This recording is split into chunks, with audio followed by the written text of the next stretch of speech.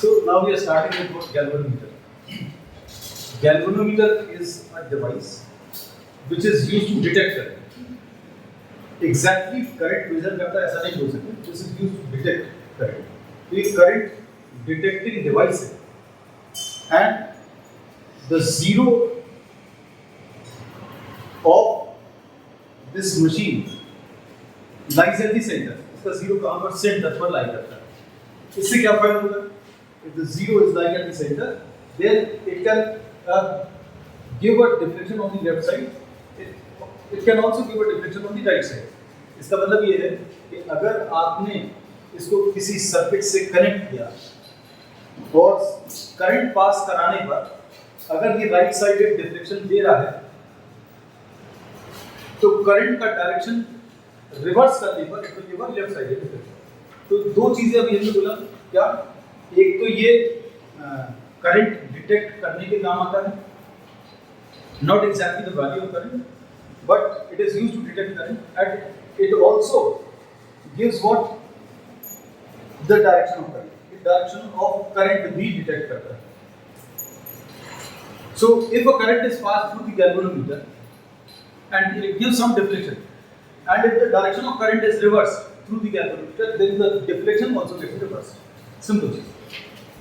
फिर अब इसमें next we will be discussing some features related to galvanometer first of all, and this is very important topic board point of view because you get many questions. Many questions are possible from this topic. इसमें galvanometer में we cannot connect galvanometer directly to any circuit to detect the current. Directly अभी आप इसको use नहीं करते because this is a very sensitive instrument. ये बहुत sensitive instrument है. Sensitive instrument है मतलब it gives a full scale deflection. Full scale deflection मतलब सेंटर पर है जब कोई भी करंट पास नहीं कर रहा है. और full scale deflection ये कुछ माइक्रो एम्पियर्स या मिली एम्पियर्स में देता है. It gives what a full scale deflection in some micro amperes or milliamperes. Micro amperes और milliamperes में full scale deflection देता है. अब इसकी वजह से अगर हम लोग सर्किट में डायरेक्टली इसको कनेक्ट करते हैं और उसमें मान लीजिए करंट की वैल्यू 0.2 एम्पियर्स है. हम लोगों ने बोला इसका फुल स्केल डिफ्लेक्शन कुछ माइक्रो एम्पियर्स में आ रहा है. 0.2 एम्पियर्स अगर पास करेंगे this is very large as compared to what the maximum value can be. Maximum value कितनी नाप सकता है हमने बताया, this can measure in some micro amperes. तो अगर आपने 0.2 एम्पियर्स करंट पास किया तो due to excessive current the instrument will get damage. तो पहला रीजन ये है, ये भी बोर्ड में आ चुका है क्वेश्चन कि why galvanometer can not be used directly to detect और मेजर करंट. तो पहला रीजन क्या होगा कि बहुत सेंसिटिव इंस्ट्रूमेंट है, ये फुल स्केल डिफ्लेक्शन बहुत छोटी वैल्यूज ऑफ करंट पर दिख रहा है and this current is in some micro amperes. If the circuit to which it is connected is carrying a larger current, then the instrument will get damaged. The first reason. Second reason, this instrument has some appreciable resistance. इसका खुद का resistance बहुत ज़्यादा होता है. जैसे physics की lab में आप ये लोग use करते हैं galvanometer, उनमें suppose the instrument is having a resistance of 100 ohms, resistance of the galvanometer. अगर आप इस galvanometer को सर्किट में कनेक्ट करते हो तो गैल्वेनोमीटर का खुद का जो रेजिस्टेंस है वो सर्किट का रेजिस्टेंस चेंज कर देगा. क्योंकि इसका खुद का रेजिस्टेंस 100 ओम है, it will change what the resistance of the circuit. और रेजिस्टेंस ऑफ द सर्किट अगर चेंज होगा तो करंट जो आप डिटेक्ट करने की कोशिश कर रहे हो वो भी चेंज हो सकता है. So these are the two reasons why galvanometer is not connected directly to any circuit to detect current और मेजर करंट. अब दूसरा इसमें आते हैं principle. What is the principle of this?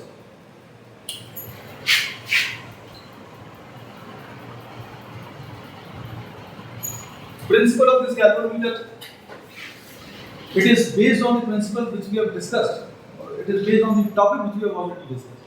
Yeah? When a current carrying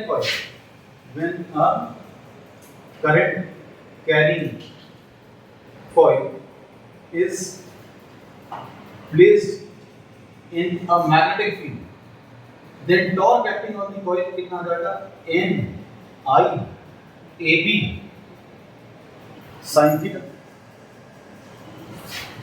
जैसे ही आप किसी करंट कैरिंग कॉइल को किसी मैग्नेटिक फील्ड में रखेंगे तो उसके ऊपर टॉर्क लगेगा और ये टॉर्क क्या करेगा, कॉइल को घुमाने की कोशिश करेगा। तो इसमें हम लोग देखते हैं कि देयर आर टू वेरिएबल्स। हम लोग अगर इसको करंट डिटेक्टिंग डिवाइस जैसा यूज करना अगर चाहते हैं तो अभी हमने बोला कि जितना टॉर्क लग रहा है और जितना करंट पास हो रहा है वो किसी तरीके से अगर डायरेक्टली प्रोपोर्शनल बना लें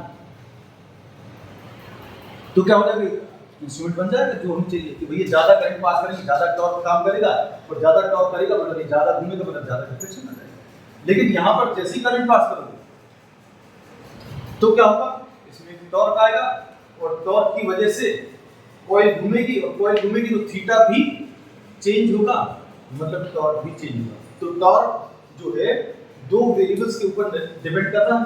कौन कौन से दो वेरिएबल्स है, I and theta. So what you are trying to do, you are trying to convert theta is equal to what, 90 degree. आप किसी तरीके से थीटा को 90 बना दो तो टॉर्क की वैल्यू कितनी आ जाएगी, torque will be equal to N I A B और क्या आ जाएगा sin 90। अब टॉर्क किसके ऊपर डिपेंड कर रहा है इसको देखकर बताओ, torque is depending only on current. So we say that torque is directly proportional to current. और ये ही हम लोग किसी करंट डिटेक्टिंग डिवाइस से उम्मीद रखते हैं कि जितना ज्यादा आप करंट पास करोगे उतना ज्यादा इसमें टॉर्क आना चाहिए। तो अब हम लोगों ने बोला वो अरेंजमेंट जिसमें थीटा की वैल्यू अभी हम लोग 90 कर देते, this is termed as what, a radian field. इसको क्या बोल देते हैं, रेडियल फील्ड बोल देते हैं। तो अब प्रिंसिपल में क्या क्या चीज लिखेंगे कि whenever a current carrying coil is placed in a magnetic field, torque acting on the coil is NIAB sin theta, and for a radial field theta is equal to 90 degrees, so torque will be equal to NIAB what, sin 90. So torque is found to be proportional to I. अब radial field क्या है ये अभी हम लोगों ने diagram में दिखाई दी है। इसमें we are having what, concave pole pieces, concave pole pieces हैं ऑफ अ स्ट्रांग मैग्नेट, ऐसे कुछ। इसकी जो मैग्नेटिक फील्ड लाइंस जो अभी हमने ड्रॉ की, you are able to see the magnetic field lines. Coil, हमारी कॉइल कहाँ है, where is the coil, in copper, ये वाली कॉपी ये है। So this is the coil, this is the rectangular coil। तो यहाँ पर ये नॉर्थ पोल और ये south pole of two, these are the two poles of a strong magnet। ये नॉर्थ पोल और साउथ पोल, ये नॉर्थ पोल है ये साउथ पोल है। अब इसमें बीच में एक सिलिंड्रिकल सॉफ्ट आयरन कोर है और इस कोर के ऊपर अभी हम लोगों ने किस चीज की वाइंडिंग करी है, एक फ्रेम के ऊपर रेक्टेंगुलर वायर वाइंडिंग्स की है। This forms the coil. अब हम लोगों ने इसमें क्या बोला, you can just see the magnetic field lines, magnetic field lines along the diameter है, मैग्नेटिक फील्ड लाइंस कहां की तरफ है, डायमीटर के। अब इससे फायदा क्या होगा, जैसे सपोज फॉर एग्जांपल ये area of the coil, area of the coil का डायरेक्शन कैसा होता है, एरिया ऑफ द कॉइल का डायरेक्शन, जैसे मान लीजिए ये एरिया आगे आपने बना लिया, दिस इज द एरिया, और एरिया वेक्टर कैसा रहेगा, क्या लिखेंगे इसके परपेंडिकुलर रहेगा। मैग्नेटिक फील्ड कैसी रहेगी, मैग्नेटिक फील्ड ऐसी। So we say that angle between area and magnetic field, area sorry angle between area and magnetic field is found to be what, 90 degrees.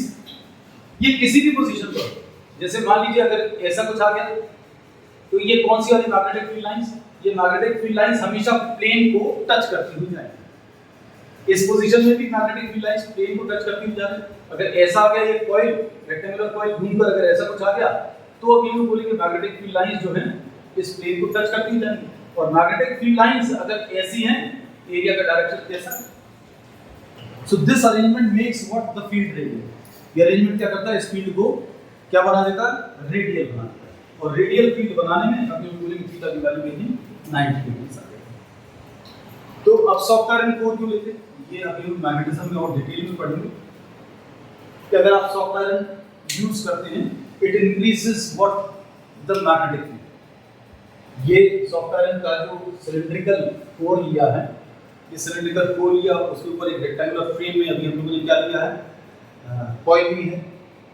तो ये सिलिंड्रिकल कोर क्या करता है, ये सॉफ्ट आयरन का, ये मैग्नेटिक फील्ड की स्ट्रेंथ को इंक्रीज करता है।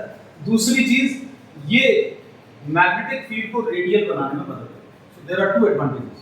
तो ये भी क्वेश्चन बनता है, why do use what, soft iron core. तो सॉफ्ट आयरन कोर क्यों यूज करते हैं? क्योंकि it makes what, it makes the field radial, पहली चीज। दूसरी चीज क्या, it increases the strength of the magnetic field in which the coil is located. अब इसमें अभी हम लोगों ने बोला दिस इज द प्रिंसिपल। तो प्रिंसिपल में क्या क्या चीज आएंगी, करंट कैरिंग कॉइल को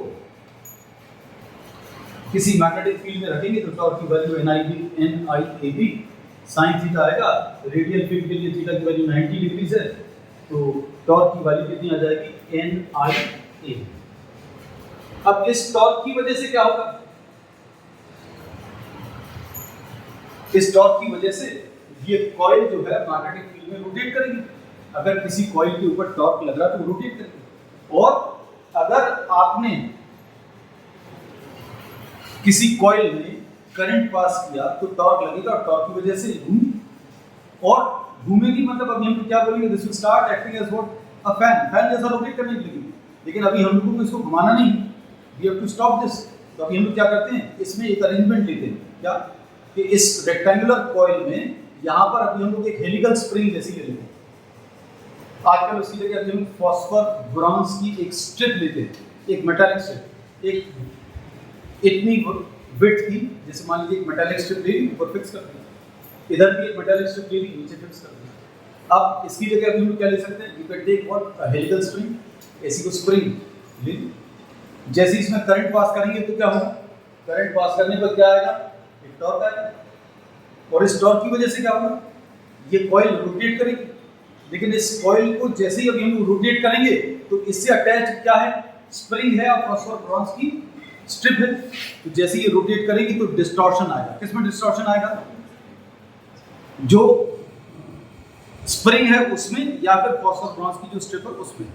and we say that as soon as the current is passed, a deflecting torque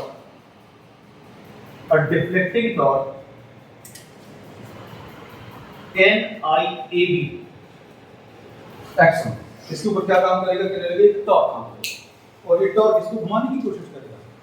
और ये जो स्प्रिंग है, ये जो हम लोग ने जब दिखाई है, what is the spring doing, this is trying to restore the original position. So we say that the restoring torque is found to be proportional to phi। Restoring torque किसके प्रोपोर्शनल है, phi के proportional. मतलब अगर आप किसी coil को, ये normal position है, इससे स्प्रिंग कनेक्टेड है, स्प्रिंग अभी नॉर्मल स्टेट में, घुमाएंगे तो क्या होगा, घुमाने पर स्प्रिंग के अंदर क्या आ जाएगा, एक डिस्टॉर्शन आएगा, और ये डिस्टॉर्शन की वजह से क्या होगा, ये स्प्रिंग इसको इसकी ओरिजिनल पोजीशन पर लाने की कोशिश करेगा। And we say that the coil will stop at a point where the deflecting torque becomes equal to what? Becomes equal to restoring torque. कहाँ पर रुकेगा, जहाँ पर deflecting torque और restoring torque equal हो जाए। तो deflecting torque कितना है, NIAB, और restoring torque कैसा है, इसको भी हम लोग लिखते हैं।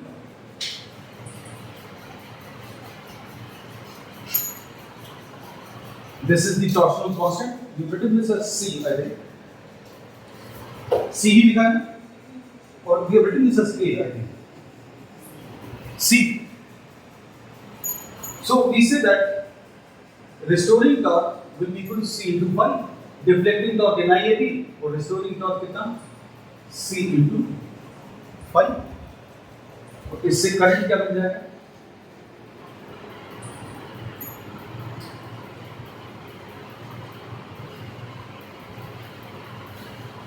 C phi upon N into A into B। इससे क्या पता चला, I is found to be proportional to 5. I कैसा है? Proportional to 5. और अभी हम लोग इसमें ये बोलते हैं कि larger the current, larger is the deflection, and this deflection can be measured by what? A pointer which is connected to the coil. आप ये जो coil इसके अंदर रोटेट कर रही है, इसमें रोटेट करके मान लीजिए इस पोजीशन पर या किसी पोजीशन पर आ गई, तो ये इससे अटैच होते पॉइंटर है बाहर, और ये पॉइंटर किसके ऊपर चल रहा है? एक ग्रेजुएटेड स्केल के ऊपर चल रहा है जिसका 0 lies at the centre.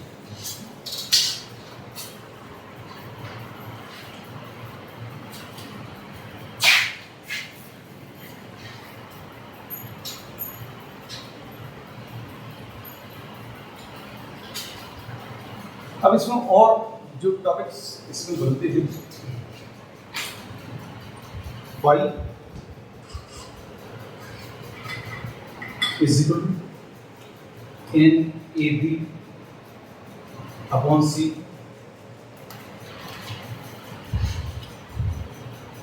into y. So phi is proportional to what? I. Larger the current, larger is the deflection, and we are having a simple concept of current sensitivity. तो current sensitivity क्या है? It is the deflection produced per unit current.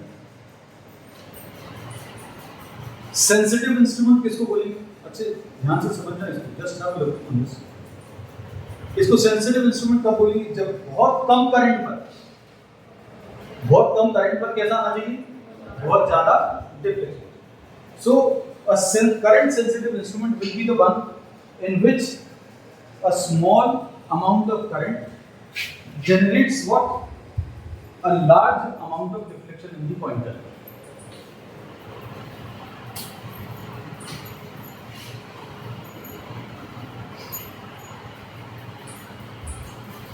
For current sensitivity value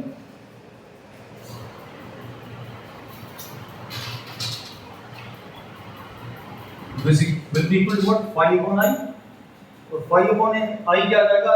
NAB divided by C. अब इसको current sensitivity अगर ज्यादा करनी तो क्या करेंगे? If this current sensitivity is to be increased, अगर इसको इंक्रीज करना है तो अभी हम बोलेंगे आप नंबर ऑफ टर्न्स को इंक्रीज कर दो, मतलब नंबर ऑफ टर्न्स को डबल कर दो तो करंट सेंसिटिविटी भी डबल है. अब इसके बाद अगर आप इसमें एरिया अगर बढ़ा लें, मतलब कॉइल जो है बड़े एरिया के अंदर ले लें, एरिया अगर डबल कर लिया हम को पॉसिबल नहीं. मशीन जो रहेगी एक छोटा अगर कम सेंसिटिव इंस्ट्रूमेंट होगा उसमें कॉइल का जो साइज है वो कम रहेगा. ज्यादा सेंसिटिव इंस्ट्रूमेंट कौन सा रहेगा? जिसमें कॉइल का साइज बड़ा रहेगा. Obviously area of the coil अगर ज्यादा होगा तो वो ज्यादा बल्की होगा. तो एरिया के टर्म्स में अभी हम लोग बात नहीं करते. तो अभी हम mostly we talk in terms of current sensitivity can be increase by increasing what? The value of n. या फिर एक और चीज क्या कर सकते हैं? करंट सेंसिटिविटी इंक्रीज करने के लिए आप b को इंक्रीज कर सकते हैं, स्ट्रेंथ ऑफ मैग्नेटिक फील्ड. तो स्ट्रेंथ ऑफ मैग्नेटिक फील्ड हम लोग ऑलरेडी इंक्रीज कर चुके हैं. कैसे इंक्रीज किया है? We have bound this rectangular coil over what? First soft iron. हम लोगों ने इसको किसके ऊपर बाइंडिंग की है? ये made binding on a soft iron core जो क्या करता है? मैग्नेटिक फील्ड को इंक्रीज करता है. अब गैल्वेनोमीटर अभी हम लोगों ने बोला कि ये करंट को डिटेक्ट करता है, तो ऑब्वियसली ये वोल्टेज भी बता सकता है. क्योंकि वोल्टेज क्या होता है? वोल्टेज होता है I/R. अगर करंट ज्यादा होगा तो वोल्टेज भी ज्यादा आएगा. तो इंडिकेशन अगर लेना वोल्टेज के बारे में तो वो भी अभी हम लोग इससे गैल्वेनोमीटर से ले सकते हैं. और इसमें वोल्टेज सेंसिटिविटी ये एक इंपॉर्टेंट कॉन्सेप्ट है. इस पर केस क्वेश्चंस प्रीवियस ईयर्स में आ चुके हैं. Voltage sensitivity V divided by phi. voltage per unit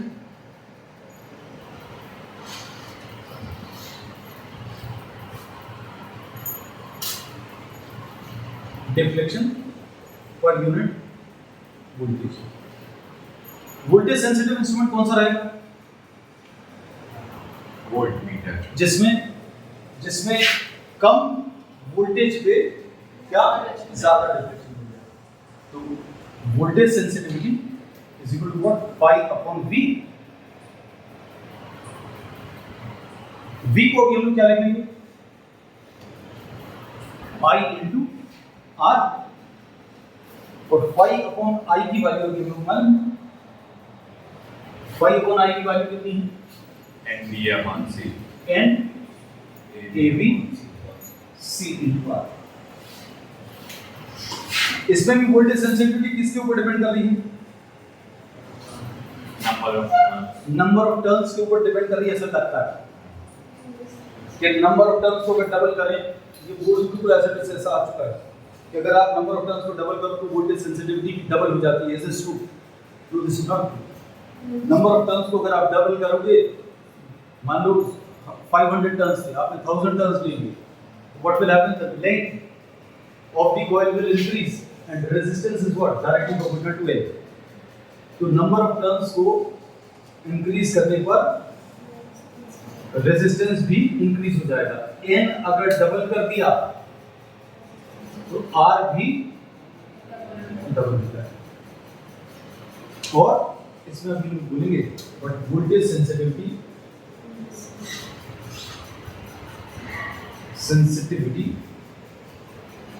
remains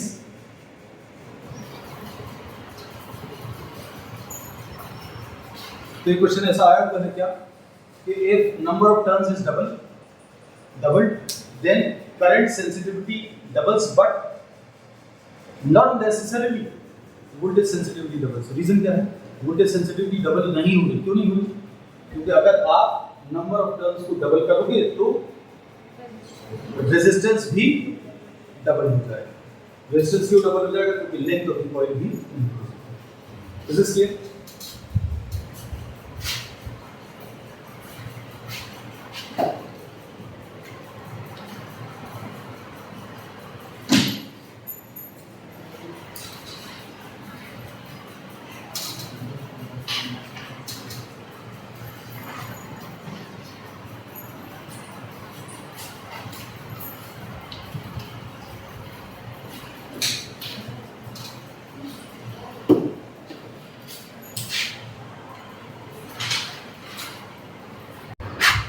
So next topic is conversion of galvanometer into ammeter. So ammeter is a device which measures. Ammeter is a device which measures what? Current. Current measure के काम आता है. And it measures current in amperes. इसलिए इसको ammeter बोलते हैं. फिर next इसमें और important चीज ये बता सकते हैं कि this is connected in series. इसको सीरीज में कनेक्ट करते हैं. सीरीज में क्यों कनेक्ट करते हैं? क्योंकि सीरीज में करंट की वैल्यू सेम होती है. The value of current is same for series connection. फिर तीसरी इंपॉर्टेंट चीज इसमें जो अभी हम लोग कह सकते हैं that this should have very low resistance. Resistance इसका बहुत कम होना चाहिए. ये डायरेक्टली भी स्पेसिफाई कर सकते हैं कि रेजिस्टेंस इसका कम होना चाहिए. दूसरा इसको कैलकुलेट करके भी बताएंगे. तो suppose we are having a circuit. इस सर्किट में दो रेजिस्टेंसेस हैं and this is a cell. The current through the circuit I will be equal to E upon R1 plus R2. अब इस करंट को मेजर करने के लिए हम लोगों ने एक डिवाइस लगाया which is the ammeter. The resistance of the ammeter changes the resistance of the circuit. Suppose this was R1 and this was R2 and suppose the resistance of the ammeter is RA. So new value of current will be E upon R1 plus R2 plus RA. ये original value of current था। इसको major करने के लिए हम लोगों ने device लगाया। डिवाइस के रेजिस्टेंस ने सर्किट का रेजिस्टेंस चेंज कर दिया और उसी की वजह से करंट की वैल्यू पहले से थोड़ी सी अलग आ गई। And the ideal instrument will be the one in which I is equal to I dash। मतलब theoretical value of current and the measured value of current, if these two are equal, then we say that this instrument will be an ideal instrument। अब इसको solve करके देखें। I is equal to I dash, E upon R1 plus R2 will be equal to E upon R1 plus R2 plus RA। E और E cancel होगा and R1 plus R2, what we get? R1 plus R2 will be equal to R1 plus R2 plus RA। Cross multiply करने पर ऐसे कुछ result मिलेगा और इसमें R1 cancel हुआ, R2 कैंसिल हुआ, RA is equal to 0। So we get the condition। Condition क्या मिली? An ideal ammeter has zero resistance। जो आइडियल एमीटर होगा उसका खुद का रेजिस्टेंस ही होगा और ये होना भी चाहिए। क्यों होना चाहिए? क्योंकि अभी हम लोगों ने बोला कि इस सर्किट में अगर आपको करंट मेजर करना है, इसको मेजर करने के लिए आपने जो डिवाइस लगाया है वो डिवाइस इस सर्किट का रेजिस्टेंस चेंज नहीं करना चाहिए। अगर इसको मेजर करने के लिए, इस करंट को मेजर करने के लिए हमने एक डिवाइस लगाया और इसका रेजिस्टेंस अगर कुछ है तो ये सर्किट का रेजिस्टेंस चेंज कर देगा और सर्किट का रेजिस्टेंस अगर चेंज होगा मतलब करंट की वैल्यू चेंज हो जाएगी। So if the value of the measured current should be equal to the actual value of current, उसके लिए इस इंस्ट्रूमेंट का रेजिस्टेंस 0 होना चाहिए। अगर इसका रेजिस्टेंस 0 होगा तो measured value will be equal to what? Theoretical. तो मेन इंपॉर्टेंट की पॉइंट्स ये हैं कि it should have what? A very low resistance. पहली चीज अभी बताई चुकी कि एम्पियर्स में करंट मेजर करता है। दूसरी चीज सीरीज में कनेक्ट करते हैं। सीरीज में क्यों कनेक्ट करते हैं? क्योंकि करंट की वैल्यू सेम होती है सीरीज कनेक्शन के लिए। तीसरा, फिर अभी हम लोगों ने बोला बहुत कम रेजिस्टेंस होना चाहिए और ideally speaking an ideal instrument should have zero resistance. Zero resistance किसी भी चीज का पॉसिबल नहीं है। तो अभी हम लोग ये बोलेंगे a good ammeter is the one in which the resistance is as low as possible। तो अब हम लोग क्या कर सकते हैं? We can convert a galvanometer into what? Ammeter। Sorry, galvanometer को अभी लोग ammeter में कनेक्ट कर सकते हैं। तो galvanometer के बारे में अभी हम लोगों ने पढ़ा था कि galvanometer has appreciable value of resistance, इसका खुद का रेजिस्टेंस होता है और रेजिस्टेंस कम करने के लिए, रेजिस्टेंस को कम करने के लिए हम लोग क्या करते हैं? Suppose for example this is a galvanometer. इसका खुद का रेजिस्टेंस मान लीजिए 100 ओम्स है। इस रेजिस्टेंस को अगर हम लोगों को कम करना है तो इसके पैरेलल में अभी हम लोग एक बहुत छोटा रेजिस्टेंस कनेक्ट कर दें। एग्जांपल के लिए suppose if we are connecting 1 ohm, 1 ohms अगर आप कनेक्ट कर देंगे तो 100 और 1 ओम्स को कंबाइन करने पर जो आंसर आएगा वो इन दोनों में से जो छोटी वैल्यू है उससे भी छोटा आंसर आ जाएगा। मतलब 100 और 1 को कंबाइन करूं तो क्या आ जाएगा? 100 और 1 को कंबाइन करने पर जो आंसर आएगा equivalent resistance, this will be smaller than what? 1 ohms. 1 ohm से भी कम आएगा। तो इसी प्रिंसिपल का यूज करके अभी लोग क्या करेंगे? We will convert what? The galvanometer into an ammeter। galvanometer को ammeter में कन्वर्ट करना है। अच्छे ammeter का या आइडियल ammeter का रेजिस्टेंस 0 होता है। तो रेजिस्टेंस 0 तो नहीं कर सकते हैं, लेकिन we can reduce it to a minimum possible value। तो इस galvanometer को हमें एमीटर की तरह अगर यूज करना है तो इसका रेजिस्टेंस हम लोगों को कम करना पड़ेगा, और रेजिस्टेंस कम करने के लिए हमने इसके पैरेलल में एक बहुत छोटा रेजिस्टेंस कनेक्ट कर दिया, पैरेलल में कनेक्ट किया। पैरेलल में ये जो छोटा रेजिस्टेंस अभी हम कनेक्ट करते हैं, this is called shunt. So suppose this is the current I which is to be measured. ये current I इसी सर्किट में अभी हमको मेजर करना है। This current I divides into two parts. IG is the maximum current which the galvanometer can measure. Galvanometer से maximum current जो हम लोग पास कर सकते हैं, that is IG. Suppose IG goes through the galvanometer. The remaining part of the current I minus IG goes through the shunt. So IG is what? The maximum current that can be passed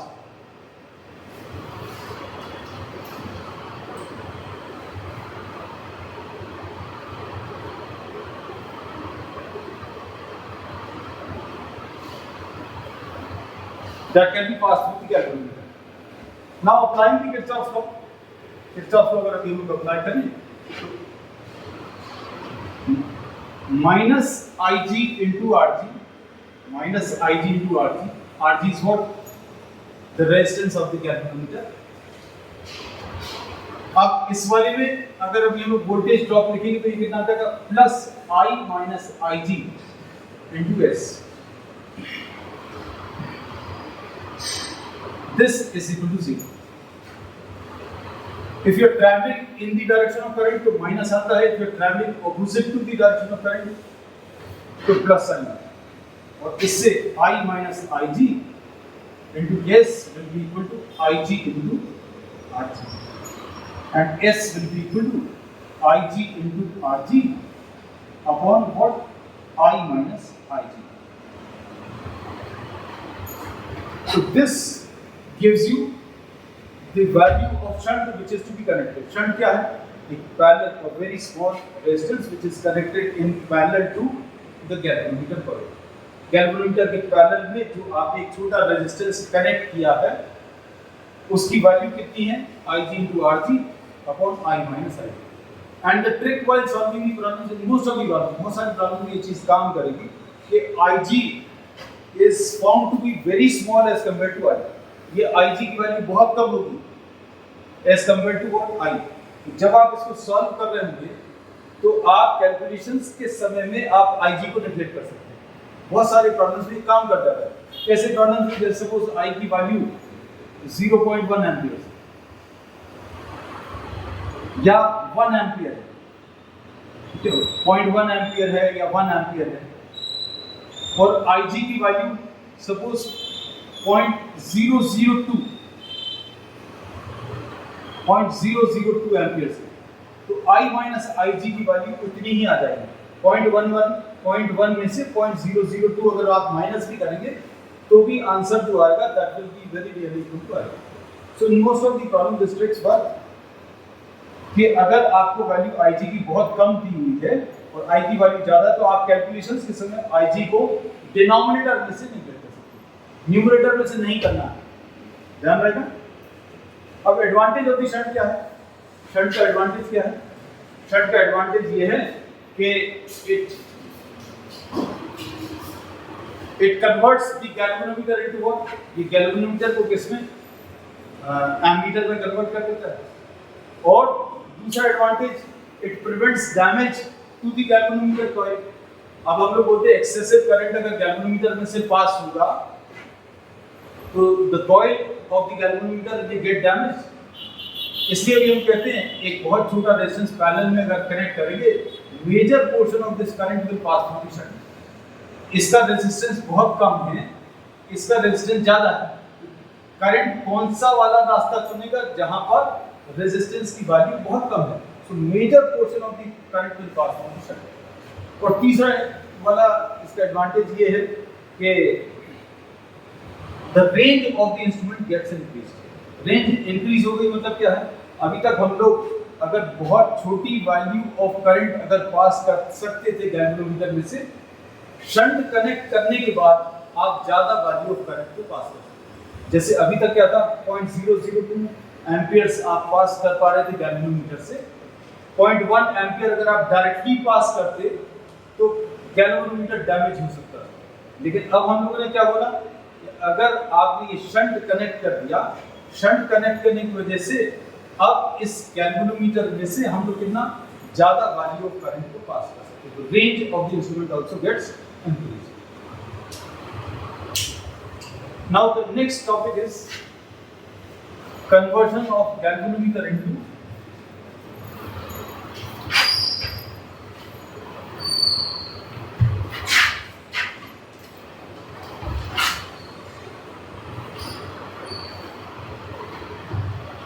voltmeter।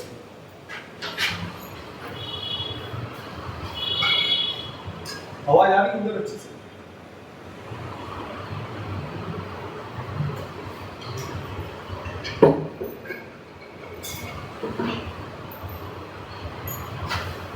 पीछे तक लोगों को आ रही है। अब voltmeter क्या है? Voltmeter एक ऐसा डिवाइस है जो वोल्ट्स मेजर करता है। वोल्ट्स मेजर करता है मतलब ये पोटेंशियल डिफरेंस मेजर करता है। This measures potential. कनेक्शन कैसा होगा? कनेक्शन कैसा करना है इसका? बोलो जल्दी बोलो। पैरेलल। क्योंकि पैरेलल में potential difference is same।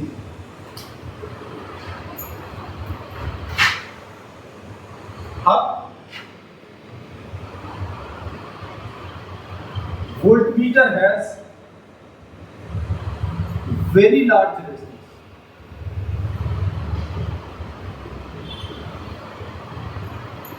voltmeter का खुद का रेजिस्टेंस बहुत ज्यादा होना चाहिए। आइडियली स्पीकिंग, ideal voltmeter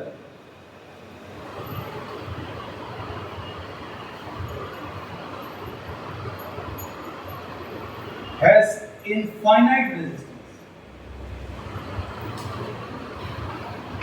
इसको भी अभी हम लोग लॉजिकली भी बता सकते हैं इस वाले पॉइंट को,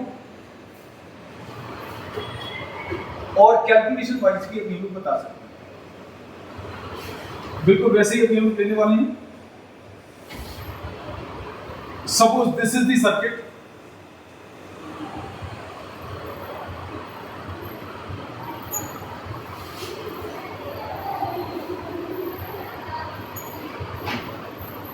Current through the circuit I will be equal to E upon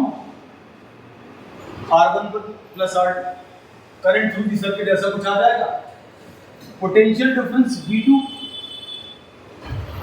कितना आ जाएगा? This will be equal to what? IR2। I की वैल्यू कितनी है? E upon R1 plus R2 into क्या? R2। So potential difference will be equal to ER2 upon R1 plus R2। अब इसको मेजर करने के लिए हम लोगों ने क्या बोला है? हम लोगों ने एक इंस्ट्रूमेंट लगाया,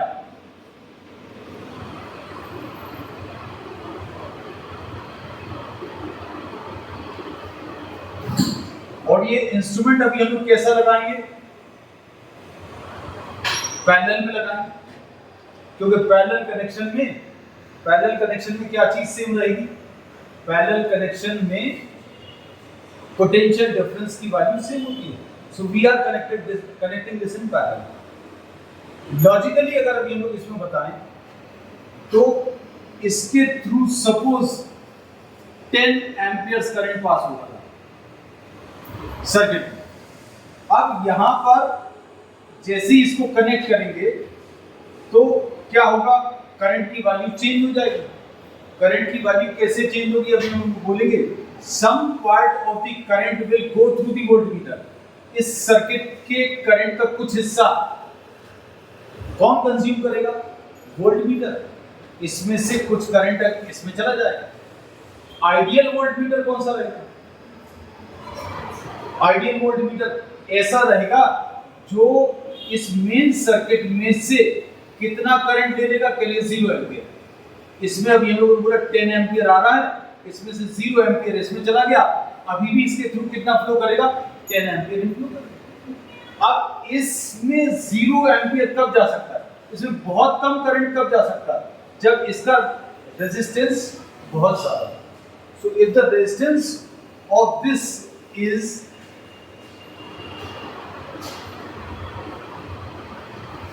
वेरी वेरी लार्ज, रेजिस्टेंस अगर बहुत ज्यादा होगा इसका तो करंट की वैल्यू बहुत कम आएगी। And in fact if this resistance is infinite then the current through the voltmeter will be 0। तो अच्छा इंस्ट्रूमेंट कौन सा कहलाएगा, जो इसके करंट को चेंज किए बिना, इस सर्किट के करंट को चेंज किए बिना पोटेंशियल डिफरेंस हो सकता है। ये लॉजिकली अभी हम लोग इसका आंसर देते हैं, मैथमेटिकली ये पॉइंट अभी हम लोग कैलकुलेट कर सकते हैं। हालांकि NCERT this is not specified but I still I try to show you the calculation. अब हम लोग ये बोलते हैं कि R1 और R2 ये तो मेन सर्किट में रेजिस्टेंस दिए हुए थे।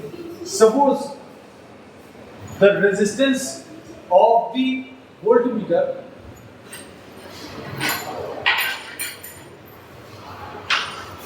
suppose the resistance of the voltmeter is RV,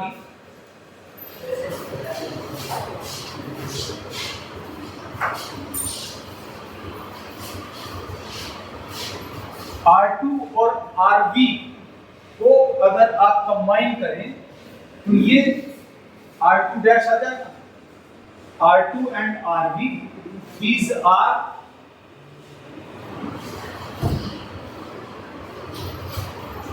are connected in parallel। ये दोनों जो रेजिस्टेंसेस हैं पैरेलल में कनेक्टेड हैं और इन दोनों का पैरेलल में जो कॉम्बिनेशन है, सपोज R2 डैश आया and this is E।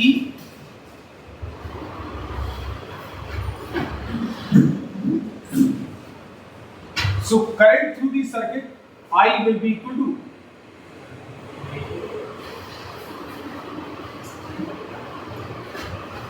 I dash will be equal to E upon R1 plus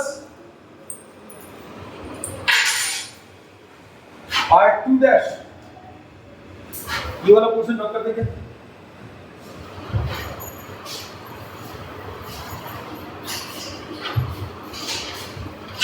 R2 dash क्या है, इन दोनों रेजिस्टेंसेस को पैरेलल में कंबाइन करने पर जो रेजिस्टेंस आया उसको गिवन R2 डैश होगा and 1 upon R2 dash will be equal to 1 upon R2 plus 1 upon RV। ये याद रखना है, इसको यूज करेंगे। R2 dash is the combination of R2 and RV connected in parallel।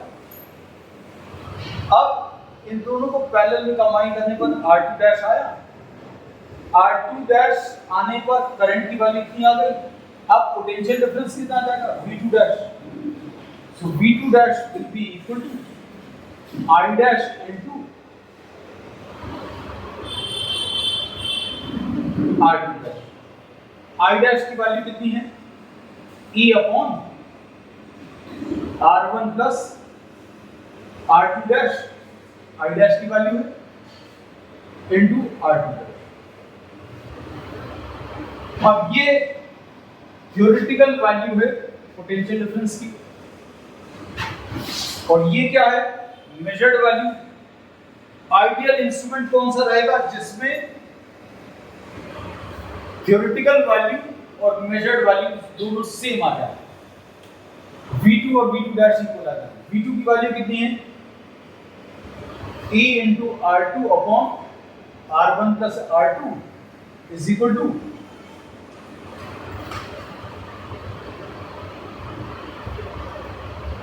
E into R2 dash upon R1 plus R2 dash। E और E cancel होगा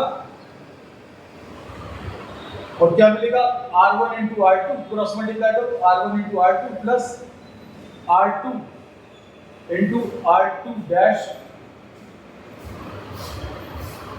is equal to R1 into R2 dash plus R2 into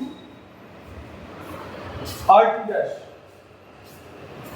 अब इसमें R2 dash cancel होगा, R1 और R1 cancel होगा और R2 is equal to R2 dash.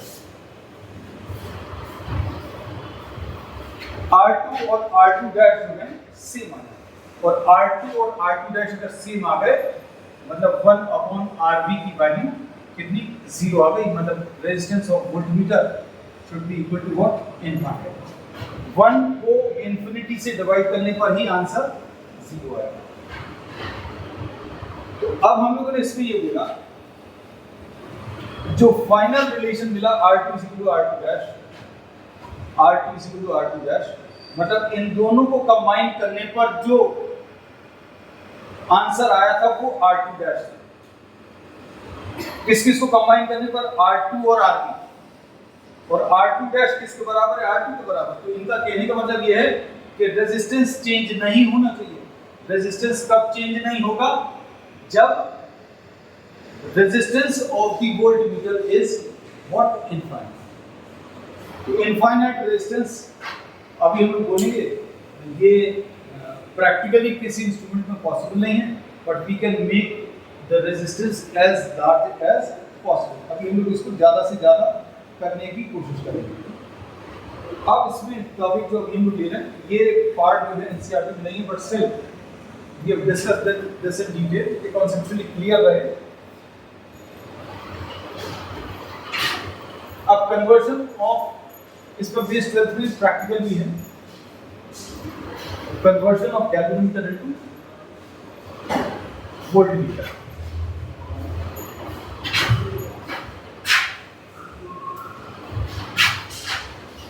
Suppose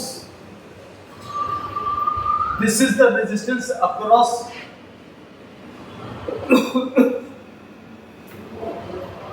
which potential difference is to be measured। ये potential difference measure करना है। अब इसको मेजर करने के लिए आपने एक गैल्वेनोमीटर लगा दिया।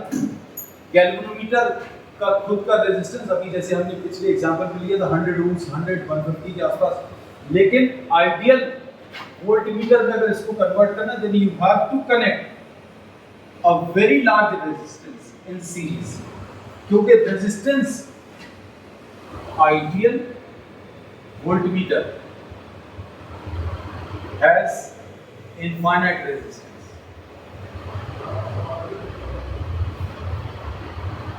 or a good voltmeter has very large resistance। Resistance अगर बढ़ाना है तो किस टाइप का कनेक्शन यूज करते हैं, रेजिस्टेंस कहीं पर अगर इंक्रीज करना है तो कौन सा किस टाइप का कनेक्शन यूज करते हैं, सीरीज की पैरेलल, सीरीज कनेक्शन। तो पैरेलल में रेजिस्टेंस क्या होता है, पैरेलल में रेजिस्टेंस डिक्रीज होता है, सीरीज कनेक्शन में रेजिस्टेंस इंक्रीज होता है। So to increase the resistance of the galvanometer, अब गैल्वेनोमीटर को वोल्टमीटर की तरह इस्तेमाल करना है और गैल्वेनोमीटर का रेजिस्टेंस बहुत ज्यादा बढ़ाना है। तो अभी आप क्या कर सकते हैं, सीरीज में एक बहुत बड़ा रेजिस्टेंस कनेक्ट कर सकते हैं, और बहुत बड़ा रेजिस्टेंस 10,000 ओम्स या 20,000 ओम्स ऐसा कुछ कनेक्ट कर सकते हैं। Suppose this resistance is R, the current through the galvanometer which can be passed is Ig। अब इसका पोटेंशियल इसके पोटेंशियल के बराबर आ जाएगा, या फिर इसको माइनस इस वाले को प्लस, कैसे में भी लिखिए -V plus Ig into Rg plus Ig into R is equal to 0, या Ig into Rg plus R is equal to V आएगा, या Ig will be equal to, R plus Rg will be equal to V upon Ig। और इसको अगर आप solve करेंगे तो R की वैल्यू आ जाएगी V upon Ig minus R। So the resistance which is to be connected in series is V upon Ig minus Rg। ये note करो।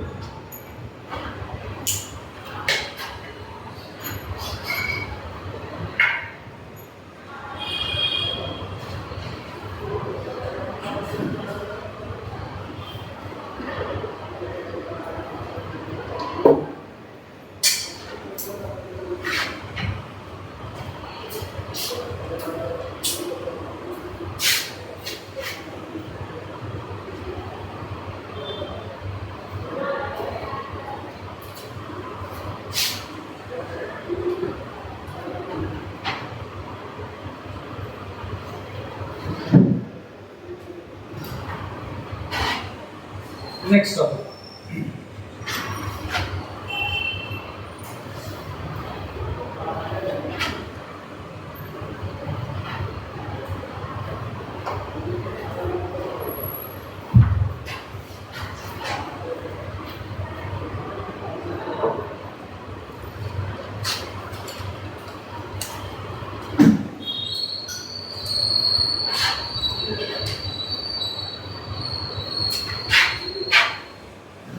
Next topic bio-Savart's law.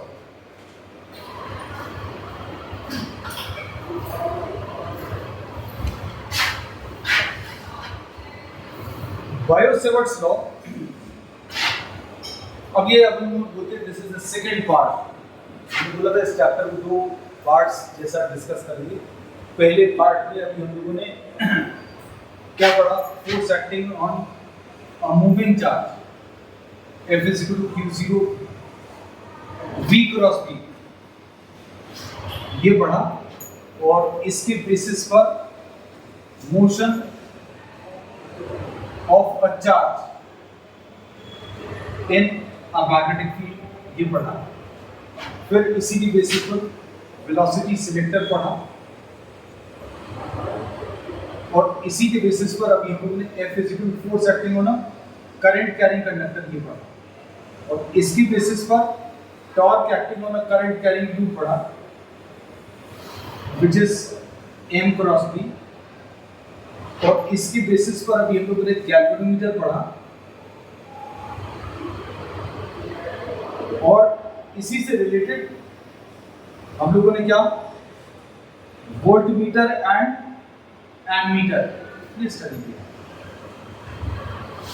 अब हम लोग second part of this chapter, हम लोग ने जैसे बोला था कि the flow of the chapter will be slightly different in what is given in NCERT, क्योंकि ये सारे रिलेटेड टॉपिक्स थे।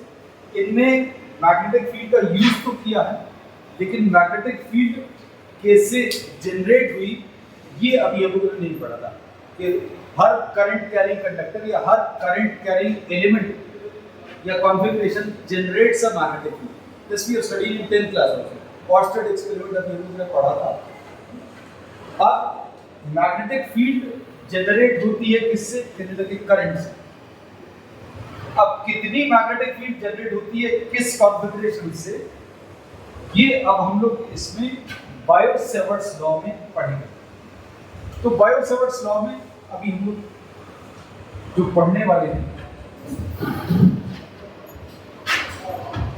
Suppose this is any arbitrary shaped current carrying element, ये कोई भी एक करंट कैरिंग एलिमेंट है, इसको DL से रिप्रेजेंट करती है।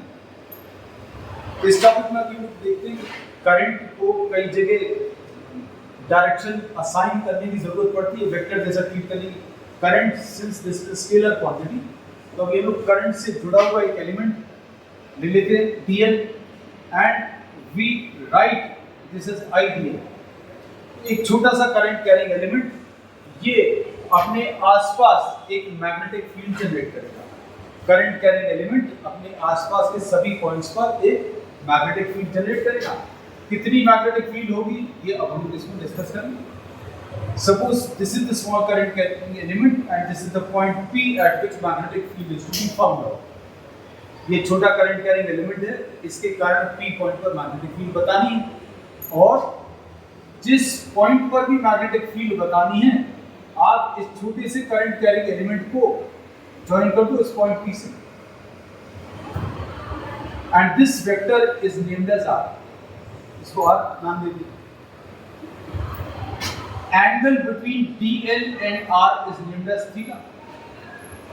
और बायो-सेवर्ट्स लॉ के हिसाब से the statement of the law states that magnetic field at point P is found to be proportional to I. Magnetic field is proportional to I, but the larger the value of current, larger is the magnetic field at point P. ये Orsted experiment में भी अभी हम लोगों ने देखा था कि करंट इंक्रीज करने पर जो मैग्नेटिक कंपास था उसमें डिफ्लेक्शन इंक्रीज होता था, जैसे 10th क्लास में एक्टिविटीज वगैरह में था। फिर चलिए पहला स्टेटमेंट इन्होंने ये दिया बायो-सेवर्ट्स ने कि magnetic field at point P is directly proportional to I। दूसरा magnetic field at point P is directly proportional to dl, and magnetic field at point P is proportional to sin theta. किसकी proportion है? sin theta. इसमें theta की value अगर 0 है, theta की value 0 का मतलब क्या है कि ये पॉइंट P जो है कहां पर लाई कर रहा है? Along dl। अगर ये पॉइंट इसी के अलोंग आ जाए, मान लो P पॉइंट इस कंडक्टर के ऊपर ही आया, अगर ये P पॉइंट को इधर लाएंगे तो थीटा की वैल्यू कम हो जाएगी। P पॉइंट यहाँ पर होगा तो ये dr होता है, थीटा की वैल्यू और कम हो जाएगी। अगर ये P पॉइंट यहाँ पर आ गया तो r भी यही आ जाएगा, dl भी यही आ जाएगा। So angle between dl and r will be 0. So we say that if theta is 0, there will be no magnetic field on the conductor.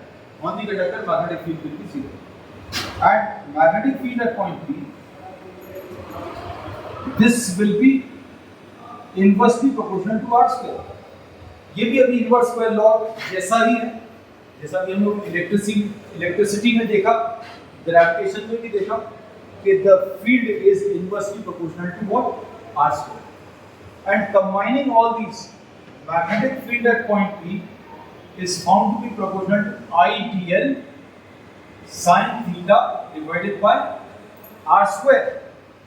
And magnetic field at point P is equal to mu 0 upon 4 pi I dl sin theta divided by r square.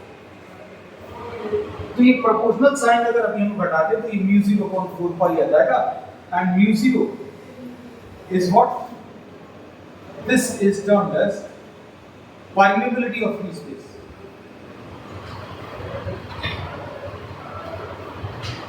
और mu 0 upon 4 pi की value is found to have a value of mu 0 upon 4 pi is 10 to the power of minus 7. So mu 0 will be equal to 4 pi into 10 to the power of minus 7.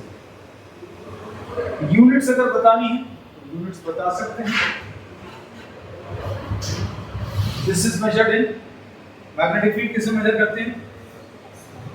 Tesla, tesla into metre square. Ampere भी नीचे आ जाएगा और ये metre भी नीचे आ जाएगा, तो Tesla metre per ampere.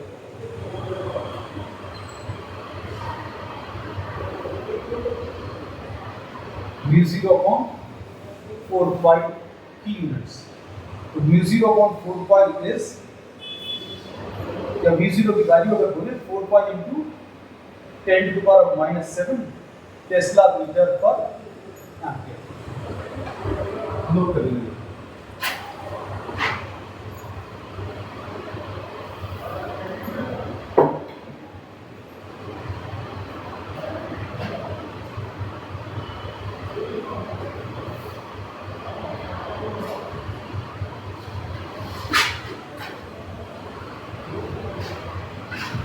कर दें।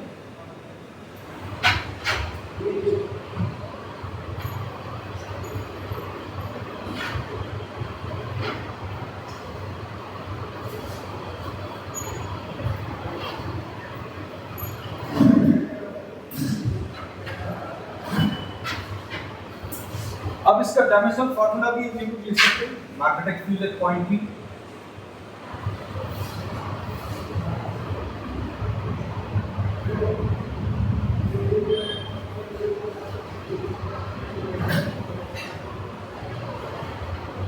मैग्नेटिक फील्ड का डायमेंशनल फार्मूला अगर याद नहीं है तो अभी हम इससे कैलकुलेट कर सकते हैं। सबसे ज्यादा इजी कैलकुलेशन इससे रहते हैं, ILB। तो B को अभी हम क्या लिख सकते हैं? F upon IL mu 0 upon 4 पाई, इसको I लिख दिया, इसको क्या लिख दिया? L sin theta is dimensionless, M0 L0 E0 और नीचे क्या आ जाएगा? ये L स्क्वायर। इसमें एक L कैंसिल हो जाएगा, यहाँ पर N L T-2 upon IL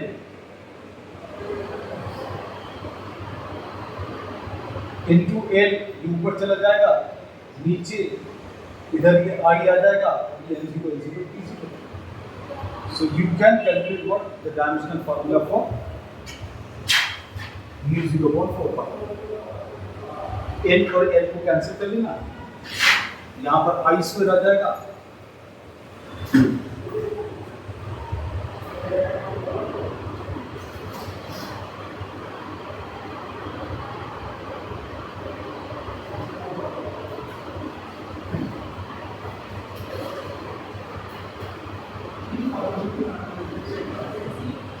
अब इसके बाद नेक्स्ट है इसका वेक्टर फॉर्म. मेन यूज अभी हम स्टार्ट करेंगे after discussing what vector form.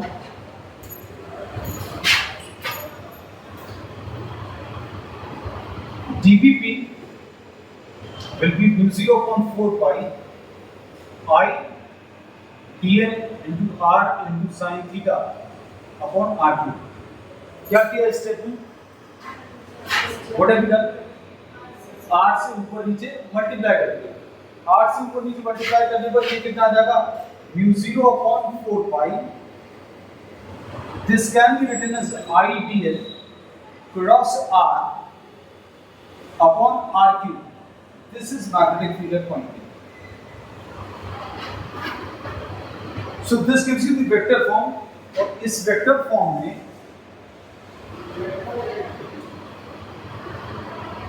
IDL ये R है. तो डायरेक्शन निकालने का तरीका बिल्कुल वैसे ही, कैसे ये fingers in the direction of first vector. ये जो पहला वेक्टर है इसको फर्स्ट वेक्टर बोलते हैं. This is the second vector and this is the answer. ये इसमें फिंगर्स आनी चाहिए. सेकेंड वेक्टर में कर्ल ऑफ द फिंगर्स आना चाहिए. Direction of magnetic field will be given by the right hand thumb. Fingers in the direction of ideal. Fingers ideal की direction में ऐसे भी हो सकती है, ऐसे भी हो सकती हैं, ऐसे में भी हो सकती है. कैसे में भी रखो, you can put it in any direction. लेकिन कर्ल करने पर आपको कौन सा डायरेक्शन मिलना चाहिए? दूसरा वाला. कर्ल करने पर दूसरा वाला. Direction of the thumb will give you the direction of the answer. Magnetic field at point P will be perpendicular to paper and inverse. तो जहां पर भी क्रॉस प्रोडक्ट है आप बहुत सक्सेसफुली यही एक सिंगल रूल यूज कर सकते हैं सभी जगह पर. ये first vector finger, second vector curl and thumb gives you what the direction of the answer. अब इसके बेसिस पर अब हम लोग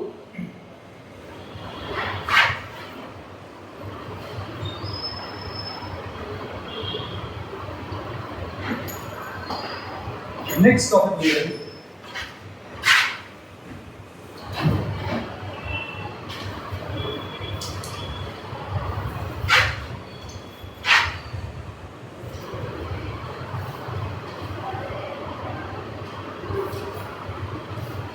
इसमें कुछ चीजें और बता दूं. बायोसिवर्स का आप ये सम टाइम कितना टाइम बचा है?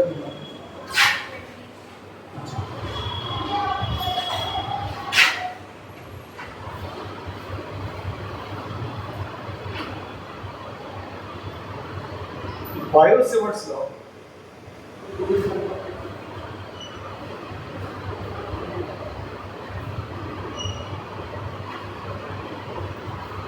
ये मैग्नेटिज्म का एक टॉपिक है और इलेक्ट्रोस्टैटिक्स में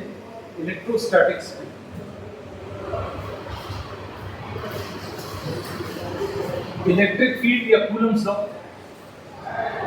इनका अगर कंपैरिजन करें तो इलेक्ट्रिक फील्ड इसकी या फोर्स की value Q1 Q2 upon 4 pi epsilon 0 r square ऐसा कुछ आता था. और इसके बेसिस पर इलेक्ट्रिक फील्ड की वैल्यू कितनी आती थी? Q अपॉन 4 पाई एप्सिलॉन 0 क्या r स्क्वायर. यहाँ पर मैग्नेटिक फील्ड कैसी आई है? मैग्नेटिक फील्ड की value mu 0 upon 4 pi I dl sine theta upon r square. इन दोनों में जो सिमिलैरिटी है वो क्या, कि electric field is inversely proportional to what, r square. Electric field inversely proportional to r square है, और यहां पर magnetic field is also inversely proportional to r square.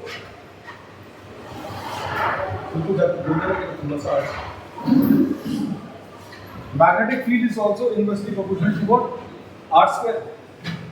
Electric field inversely proportional to r square, और magnetic field is also inversely proportional to r square. फिर दूसरी एक similarity है क्या, कि इसमें सुपरपोजिशन प्रिंसिपल यूज होता है। चूंकि एक वेक्टर है, सुपरपोजिशन प्रिंसिपल यहां पर यूज होगा, यहां पर भी सुपरपोजिशन प्रिंसिपल इस्तेमाल कर सकते हैं। But now we try to discuss the differences between the two. दोनों के डिफरेंसेस क्या है? तो डिफरेंसेस ये हैं कि यहां पर जो सोर्स था, जैसे सपोज ये एक चार्ज है, इस चार्ज के कारण इस पॉइंट पर इलेक्ट्रिक फील्ड बतानी है, तो आपने इसको इससे ज्वाइन किया, यहां पर इसको भी R बोल दिया। इस पॉइंट पर इलेक्ट्रिक फील्ड कैसी रहती थी? Electric field away from the positive and towards the negative. कैसा बोलते हैं इलेक्ट्रिक फील्ड का direction? Away from the positive and towards the negative. तो अब हम लोगों ने इसमें ये बोला कि सोर्स जो था, source of electric field, this was what, charge, and charge is what, scalar। Charge कैसी क्वांटिटी है? Scalar quantity. लेकिन इधर पर सोर्स क्या है? एक करंट कैरिंग एलिमेंट। इसके कारण इस पॉइंट पर मैग्नेटिक फील्ड बतानी है, तो आपने इसको ज्वाइन किया। इसको ज्वाइन करने पर ये जो वेक्टर है इसको R बोला। तो यहां पर source of magnetic field, source क्या है? आइडियल। और ये आइडियल कैसी क्वांटिटी है? कहने की वेक्टर क्वांटिटी है। आइडियल कैसी क्वांटिटी है? वेक्टर। तो ये पहला डिफरेंस पता चला। तो यहां पर source of electric field is a scalar, और यहां पर source of magnetic field is a vector quantity. अब इलेक्ट्रिक फील्ड का डायरेक्शन कैसा होता था? अच्छे देखना और समझना। इलेक्ट्रिक फील्ड का डायरेक्शन कैसा होता था? away from the positive और towards the negative। मतलब क्या है? away from the positive and towards the negative। दोनों R की ही लाइन में आएंगे। R की ही लाइन में, मतलब ऐसा हो सकता है या ऑपोजिट डायरेक्शन। लेकिन यहाँ पर कैसा होगा? इसको देखकर बता सकते हैं। किसको देखकर? Magnetic field at point B is mu0 I dl cross R upon 4 pi R cube। इसको देखकर क्या बता सकते हैं कि magnetic field is always perpendicular. Magnetic field is always perpendicular to ID। मतलब मैग्नेटिक फील्ड R के परपेंडिकुलर होता है। ये अगला डिफरेंस ये है कि magnetic field is perpendicular to R। यहां पर क्या है? Magnetic field is along R। Magnetic field कैसी है? Along R। यहां पर magnetic field is perpendicular to R।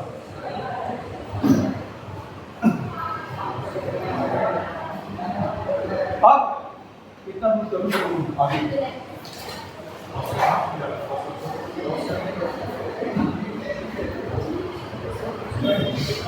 एक और सिमिलैरिटी जो और लिख सकते हैं सिमिलैरिटीज में, both of these are long range. दोनों लॉन्ग रेंज फोर्सेस हैं।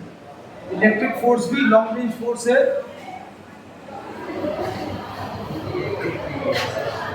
अच्छा, और ये भी लॉन्ग रेंज फोर्स है। तो सिमिलैरिटीज क्या क्या हुई? similarities. Electric field inversely proportional to r square, magnetic field inversely proportional to r square. ये भी लॉन्ग रेंज है, ये भी लॉन्ग रेंज है. इसमें सुपरपोजिशन प्रिंसिपल लग सकता है, इसमें भी सुपरपोजिशन प्रिंसिपल लग सकता है. फिर डिफरेंसेस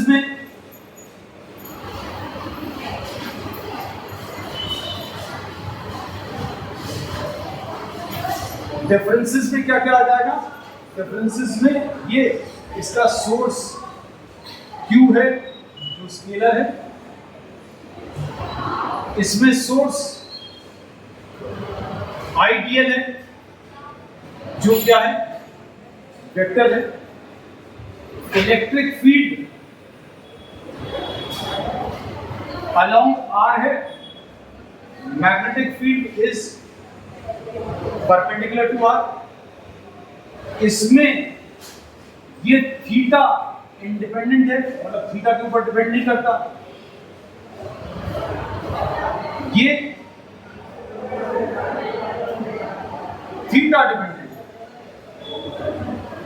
ये थीटा के ऊपर डिपेंड नहीं कर रहा इलेक्ट्रिक फील्ड, लेकिन ये मैग्नेटिक फील्ड जो है थीटा के ऊपर डिपेंड करता है.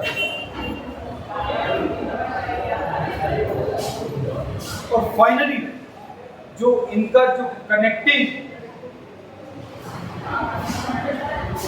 रिलेशन है म्यू 0 into एप्सिलॉन 0,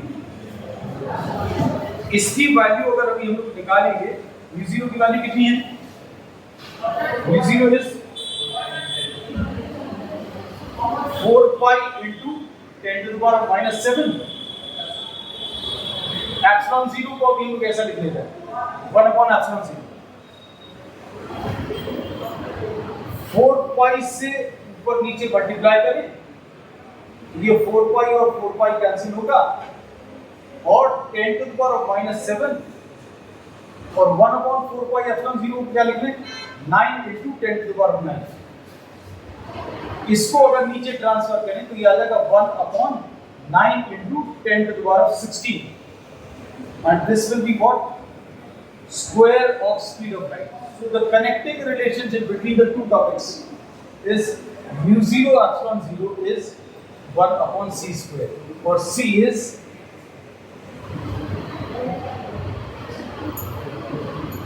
और इसका अगर डायमेंशनल फार्मूला, कई बार ऐसा पूछते हैं कि mu 0 epsilon 0 का डायमेंशनल फार्मूला बताओ, तो mu 0 का बड़ी मुश्किल से लोगों को याद आता है, एप्सिलॉन 0 का भी बड़ी मुश्किल से याद आता है, लेकिन mu 0 एप्सिलॉन 0 का डायमेंशनल फार्मूला क्या आ जाएगा?